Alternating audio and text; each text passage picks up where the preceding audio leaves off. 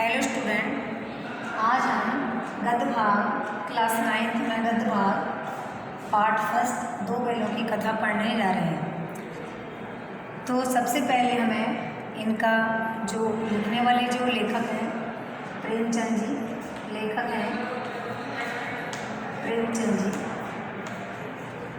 उनके जीवन परिचय के बारे में पढ़ेंगे। तो इनका जो जन्म है 1880 में बनारस के लमई नामक गांव में हुआ था। इनका जो मूल नाम था वो धनपत राय था। प्रेमचंद जी का जो जीवन है बड़ा ही अभावों में, गरीबी में बीता। शिक्षा इन्होंने बीए तक पाई और शिक्षा विभाग में नौकरी की, परंतु असहयोग आंदोलन में भाग लेने के कारण इनकी जो सरकारी नौकरी से इनको त्यागपत्र देना पड़ा और लेखन कार्य के प्रति ये पूरी तरह समर्पित हो गए। 1936 में इस महान कथाकार का देहांत हो गया। इनकी जो प्रमुख रचनाएं हैं वो मानसरोवर के 8 भागों में संकलित हैं। सेवा सदन, प्रेम आश्रय, रंगभूमि, कायाकल्प, निर्मला, गवन, गोदान, कर्मभूमि आदि। इन्होंने अनेक पत्रिकाओं का भी संपादन किया जिनमें है हंस, जागरण, माधुरी। और इस प्रकार इन्होंने निबंध भी लिखे। उन्होंने जिस गांव या शहर के परिवेश को देखा उसकी अभिव्यक्ति अपने कथा साहित्य में करी। इन्होंने किसानों मजदूरों की दयनीय स्थिति को बताया, दलितों के शोषण के बारे में, समाज में स्त्री की दुर्दशा थी, जो स्वाधीनता आंदोलन आदि उनकी रचनाओं के मूल विषय थे। तो प्रेमचंद जी की कथा साहित्य का संसार बहुत ही व्यापक है और उससे मनुष्य नहीं पशु पक्षियों को भी अत्यधिक आत्मीयता मिली है, मतलब अपनापन मिला है। बड़ी से बड़ी बात को सरल भाषा में संक्षेप में कह देते हैं, तो ये लेखक की अपनी विशेषता है।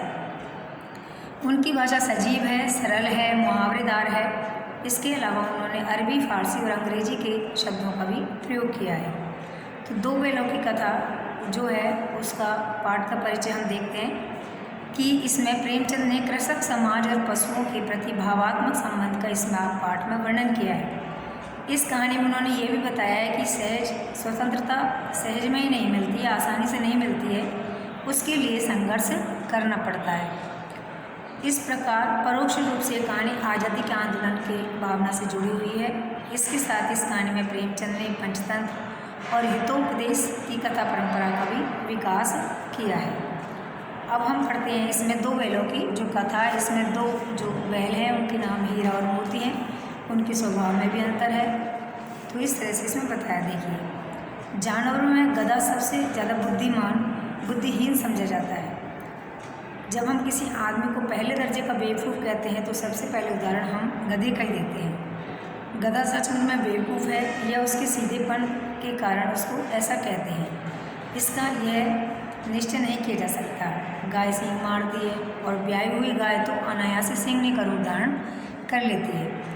कुत्ता भी बहुत गरीब जानवर है, लेकिन कभी कभी उसे क्रोध आ जाता है, किंतु गधे को कभी क्रोध करते हुए न तो देखा है न कभी सुना है। चाहे गरीब को चाहे कितना ही मारो, चाहे खराब सड़ी हुई घास खाने के लिए डाल दो, उसके चेहरे पर कभी असंतोष की छाया देखने को नहीं मिलती है। इसके अलावा बैसाख का महीना जो होता है उसमें एक आध बार कुलेल कर लेता है, मतलब अपनी मौज मस्ती कर लेता है, पर हमने तो उसे कभी खुश होते हुए देखा ही नहीं है। एक जैसी स्थिति में रहता है, तो सुख दुख लाभ हानि किसी भी दशा में उसे बदलते हुए नहीं देखा।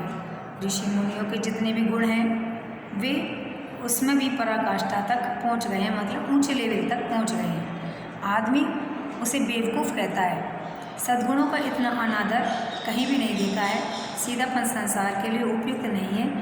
इसलिए देखिए न भारतवासियों की अफ्रीका में क्या दशा हो रही है। क्यों अमेरिका में उन्हें घुसने नहीं दिया जाता? बेचारे शराब नहीं पीते हैं, 4 पैसे कुछ समय के लिए बचा कर रखते हैं, जी तोड़कर मेहनत करते हैं, किसी से लड़ाई झगड़ा भी नहीं करते हैं और 4 बातें सुनकर गम और खा जाते हैं, फिर भी बदनाम है। ऐसा भी कहा जाता है कि जीवन के आदर्श को नीचा करते हैं। अगर वे ईंट का जवाब पत्थर से देना सीख जाते तो शायद सभ्य कहलाने लगते, क्योंकि आज जमाना ही ऐसा है। जापान की मिसाल सामने है। एक ही विजय ने उसे संसार की सभी जातियों में गिनती करने योग्य बना दिया।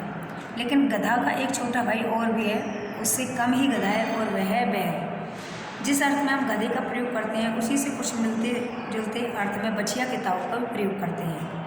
कुछ लोग बैल को शायद बेवकूफ़ों में सर्वश्रेष्ठ कहते होंगे, मगर हमारा विचार ऐसा नहीं है। लेखक कहता है कि बैल कभी कभी मारता भी और कभी कभी अड़ियल बैल भी देखने में सामने आते हैं। और